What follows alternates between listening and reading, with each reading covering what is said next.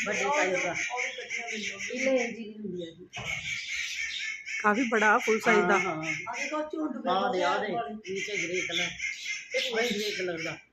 ਇਹ ਇੰਨਾ ਵੱਡਾ ਸਾਈਜ਼ ਕਿਵੇਂ ਇਹਦਾ ਨਹੀਂ ਉਹਦੇ ਤੇ ਝੁੰਡ ਉਹਨੂੰ ਮਾਰਨ ਫਿਰਦਾ ਬੱਚੇ ਹਾਂ ਹਾਂ